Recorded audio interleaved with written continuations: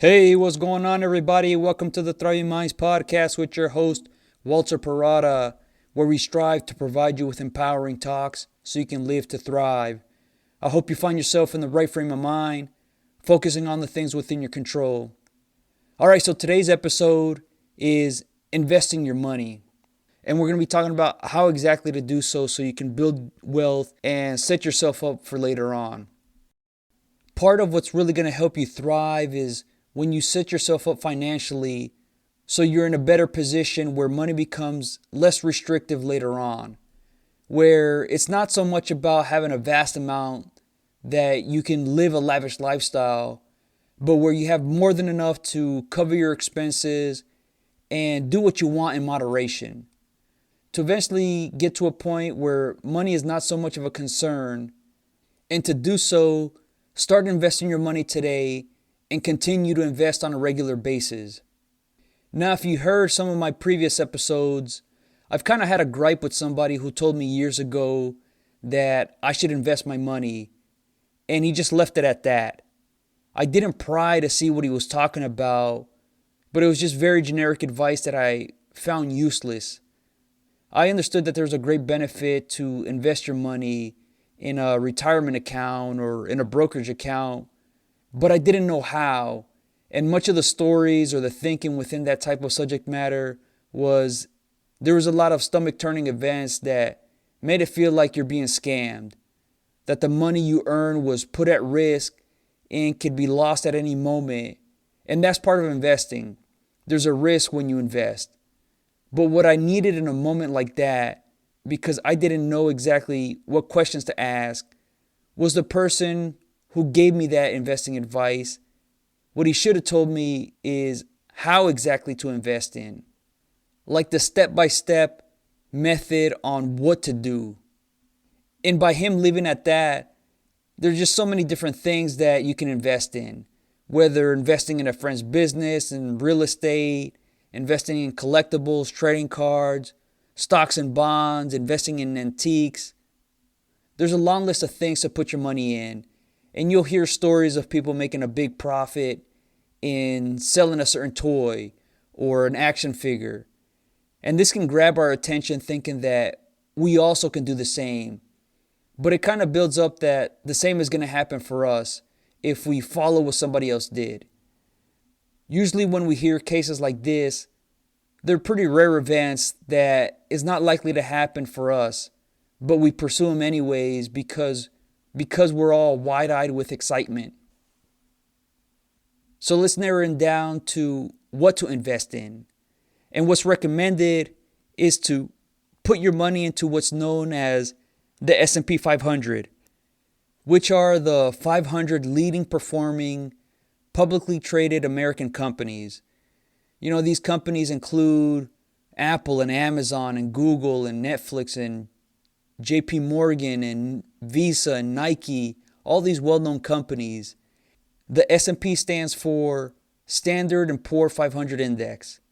And the great thing about investing your money into the index is that you don't have to pick individual stocks of companies trying to predict how well certain ones are going to do.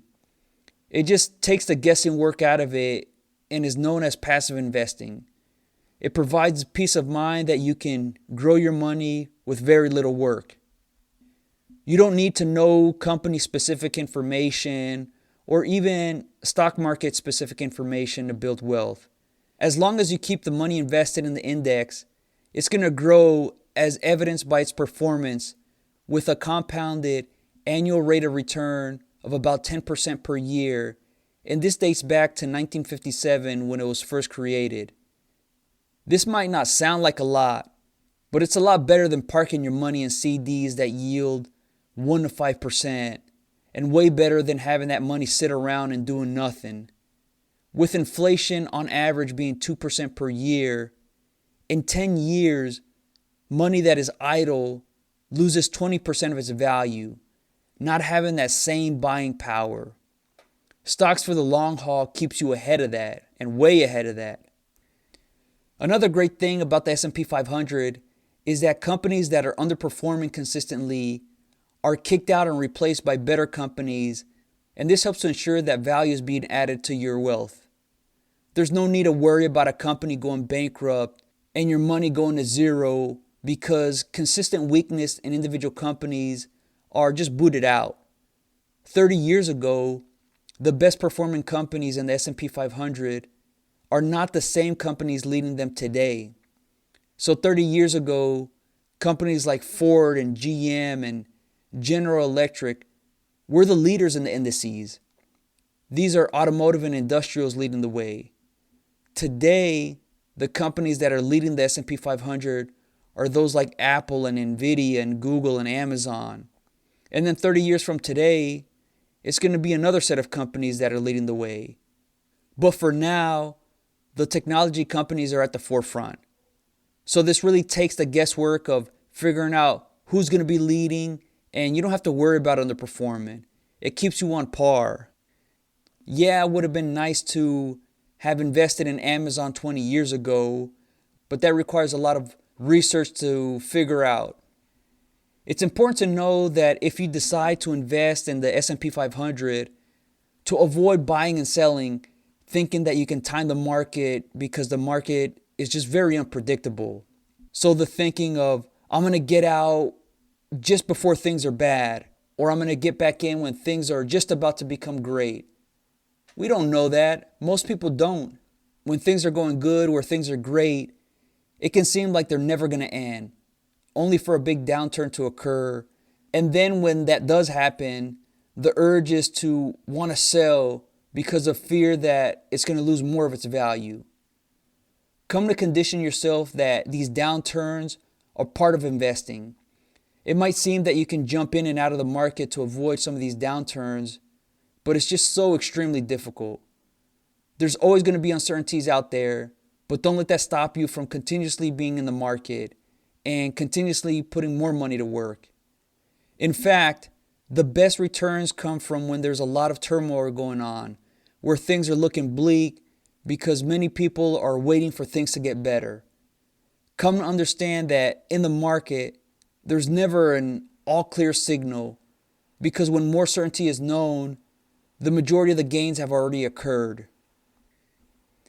Let's actually start to take a look at some of the numbers to have an idea of what it would look like if you were to have a certain amount of money invested in and just letting it grow.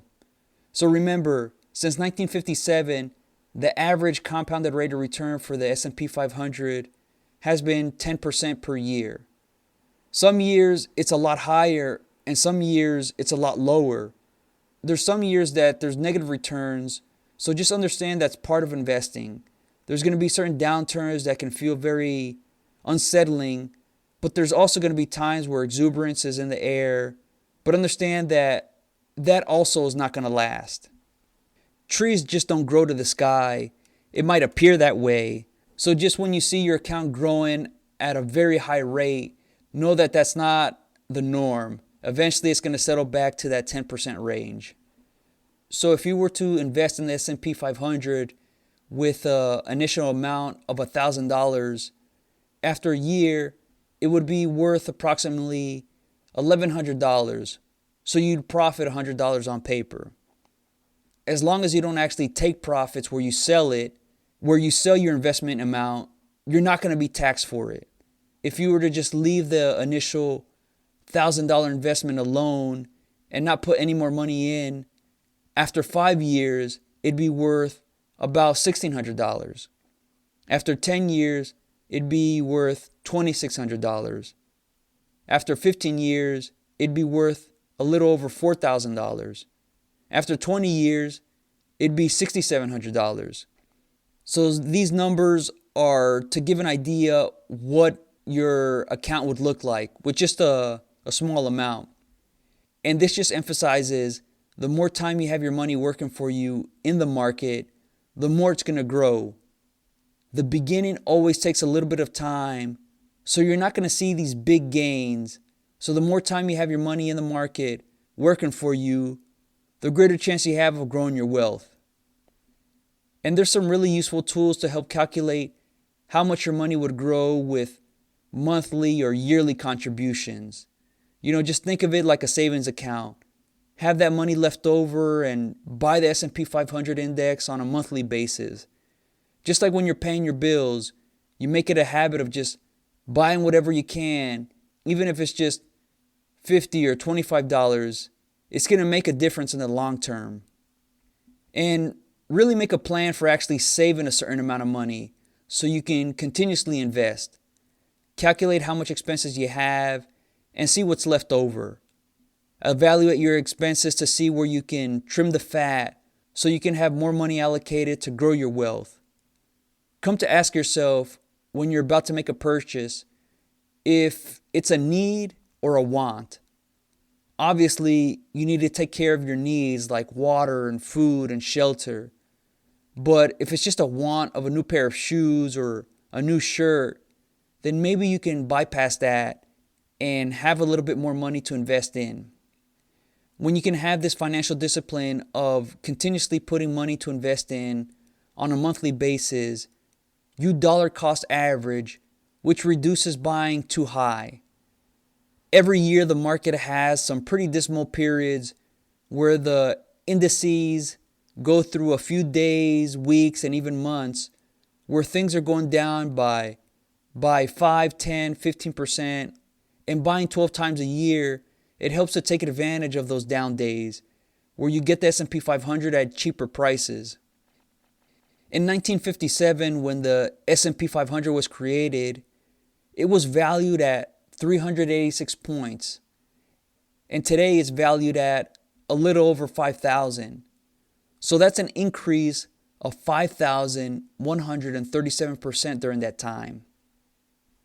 With an average annual rate of return of 10%, every 8 to 9 years, it would increase by 100%, effectively doubling your money, and then doubling it again in 16 to 18 years. This might not seem very exciting to patiently wait for your assets to grow, but it's a proven way to grow your wealth. Letting your money sit there and work, you'll start to see noticeable growth at years 23 and beyond. This is just such a great vehicle of you don't really need to do much other than just be disciplined and continuously investing, leaving that money there. It just requires patience to just let it sit there. What's really going to allow your money to grow is personally, you really need to be accountable. You got to make a plan for how exactly you're going to allocate a few extra dollars here and there that's going to add up to $50, $75, $100 a month, maybe even a couple hundred a month, where you can put more money to invest in. Those things talked about on this podcast, such as delaying gratifications for bigger gains later on, all of it is really useful here. Every dollar spent on your wants is less wealth for you later on. Yes, it's important to enjoy the right here and right now, but not so much where it becomes your whole focus. Strike that balance between the two where you can still enjoy the immediate satisfaction while still being focused on the longer term outlook, so you're a lot better off. Now that we have a little bit of a background of where to invest, we can focus now on how exactly to invest. So you can open up a brokerage account, which is where you put your money into to buy the S&P 500, and you park your money there. Some brokerage accounts are names like Charles Schwab, Interactive Brokerage, E-Trade, Robinhood.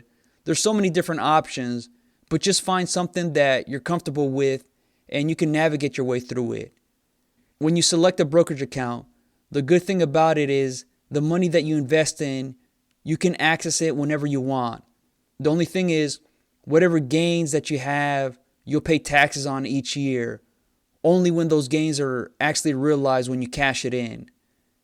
If you have a far longer time horizon and don't need to access that money for several decades, you can open up an individual retirement account known as a IRA or Roth IRA, as they have tax advantages, and I'll leave that up to you to figure out what's best for you.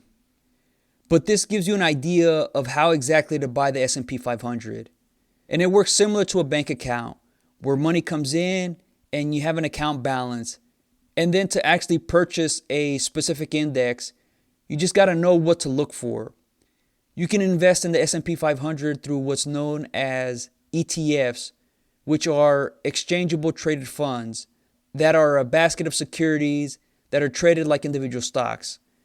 This means that those 500 companies within the S&P 500 are all included into a specific ETF. And depending on what the ETF is geared for, some are going to be equal weight, which means that each company is accounted for on an equal percentage basis. And this really helps to spread some of that risk out when certain companies are not doing well, that it's not going to weigh down the performance. Others are going to be a little bit more overweight, where maybe the largest companies make up a greater percentage of the ETF, and that can really swing your performance in a big way.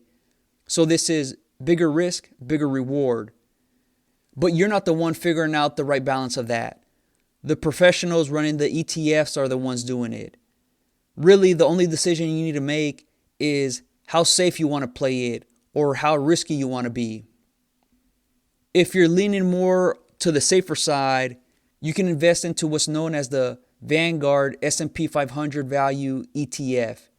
And these names all have what's known as a ticker symbol, which is an abbreviation of their name. So their ticker symbol is VOOV. In the brokerage account, when you're first looking to buy this specific ETF, or even if you want to buy a particular stock, you can type in the name and then the ticker symbol is the unique identifier that goes with what exactly you're looking for. If you're looking to invest in a high-performing ETF, then the Vanguard S&P 500 Growth with the ticker symbol of VOOG is a good vehicle to park your money in. But if you're looking to be a little bit more balanced, where you have some safety and a little bit better performance, you can settle in between the two and go with the Vanguard S&P 500 ETF with the ticker symbol VOO. Prior to buying any of these ETFs, just do a little bit of research and look at their historical performance. Look at their expense fees, because they do charge a yearly expense, but they're relatively low compared to if you were to go with a financial advisor. You can find that these ETFs usually charge less than 1% per year to manage your money. Compared to other services, they'll charge a lot more per year, which is going to eat into your gains. It might not seem like a lot, but over several years and even decades, that's less money you're going to have. An important thing when you're going to invest money is the psyche of investing. You got to really mentally prepare yourself before you actually put any money into one of the S&P ETFs. There's going to be the urge to want to look at it as often as possible, maybe even daily, and just know that that's not going to serve you well. It's going to make you a bit impatient, leading to making rash, very emotional decisions. Just continuously remind yourself that you're in it for the long term and that you can ride out all the highs and the lows and not be so bothered by it. Just like we talked about before, it's about being even-keeled, maintaining your composure so you can handle situations right now to be better off later on. To combat that urge to want to act, look at your brokerage account or your retirement account once a month when you're going to put more money to work, where you're going to buy more of that ETF. And if you don't buy it every month, maybe you buy it every few months or so, and that's the time to only look at it. Other than that, it's just going to keep you on edge. There are going to be downturns in the market, and they can be quite significant. And when they happen, they're called a bear market, where it's loosely defined as the indices dropping by more than 20% in a short period of time. And it can be very stomach churning, where you want to throw up and you got to really prepare yourself to handle it. Tell yourself that things like this are just part of investing. Just like growth, there's going to be periods of pain that you got to see it through. You got to work through it. And that's what those ETFs are doing. It's working its way through different cycles and phases that the market is flushing out, going through some hiccups and some bad news. In the short term, These down times can feel like all is lost and everything is going to look very bleak.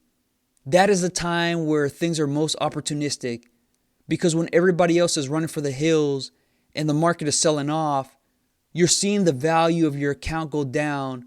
That's really the signal that the market is on sale, that you can get these valuable assets at reduced prices. So see it as that. If not, the natural inclination is to want to go with the herd and flee where you want to pull your money out when it's lost its value or just before it loses its value. It's the concept of buy low, sell high. The really difficult part is trying to figure out when to get back in. If you're waiting for the all clear signal, then you're going to miss out on significant gains. In many down years, most of the stock market gains occur over 8 to 10 days, but hardly anybody knows when that's going to happen. So stick with it, ride it out. From day to day and even week to week, you'll see your account balance bounce around. Maybe one week it's up 2%, the next week it's down 1 to 2%, and it's probably going to bounce around, but eventually you're going to see maybe a 3% or a 4% gain, and then maybe a 12% gain for the year. That's just part of being invested for the long term.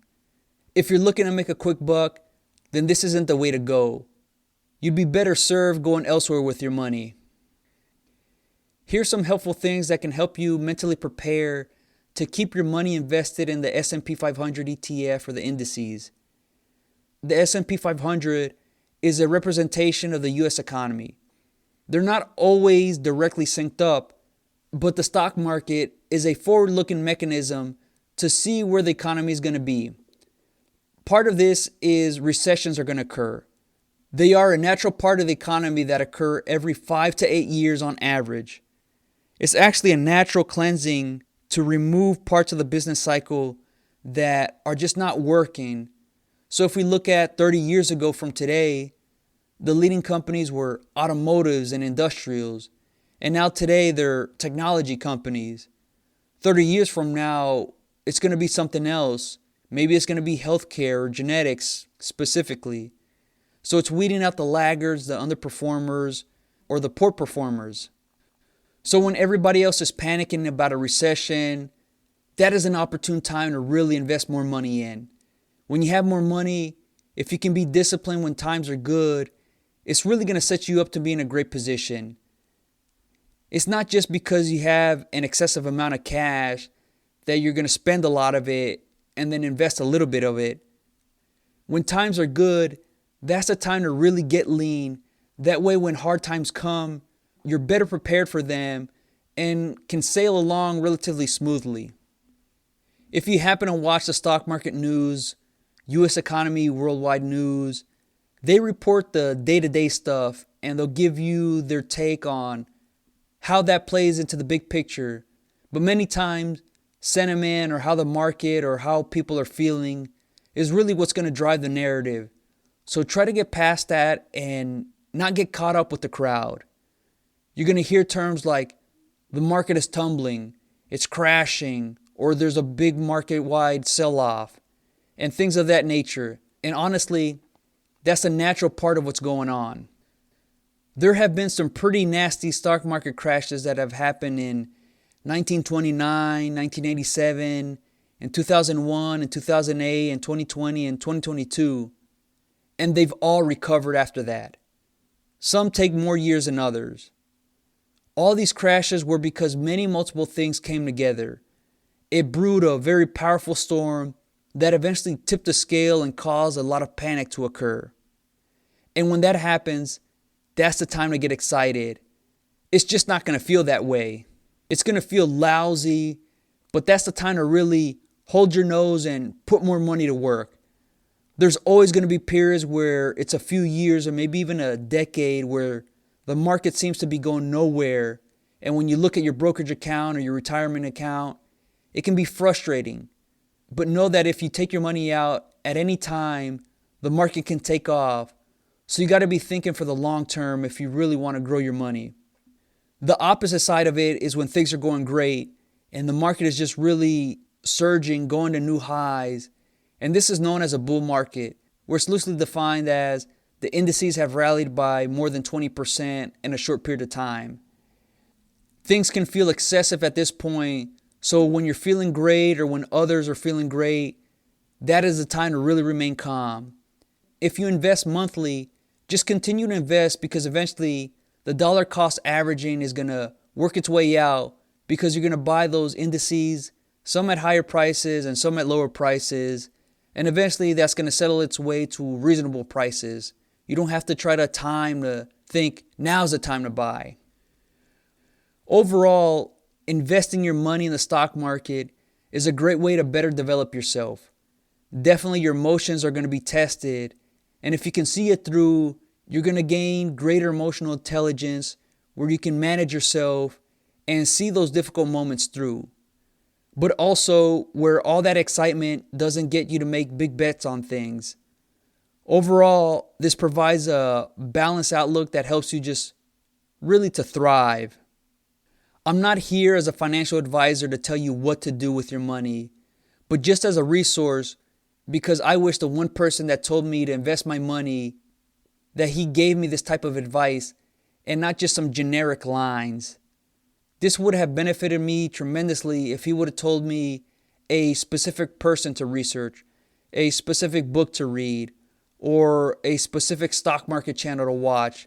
That way I can really get a good grasp of what's going on. I just hope I can set in motion some actionable information so you can thrive. I don't want to talk about individual stocks because that requires work to getting to understand what's a good company to invest in. So I'll leave that up to you. But at least this gives you some foundational framework to how to set yourself up for later on financially. By you just starting to invest in the S&P 500 index, the ETFs, you get yourself heading in the right direction. You might not find it enticing to really dive into the details, or maybe you do and it leads to wanting to pick individual stocks. And that's great if you want to do so. Just know that part of picking individual stocks is making bad choices. There are going to be some real stinkers, and just learn from it. Avoid beating yourself up and work at getting better. Some other choices are going to be great. Either way, you have options to build wealth. Start investing today, even if it's just a few dollars, and keep investing. Stay in the market for decades. I want you to choose what you want to do with your life and break free from being limited by it. The generic advice that I got to invest my money back in 2012, at that time, I could have invested $5,000 into the S&P 500, and today it'd be worth $24,000. I really do hope that this episode has served you well. If you're interested in more topics like this, become a Thriving Minds member at www.thrivingminds.live. It's your personal development resource so you can build that right mindset so you can live to thrive. All right, until next time.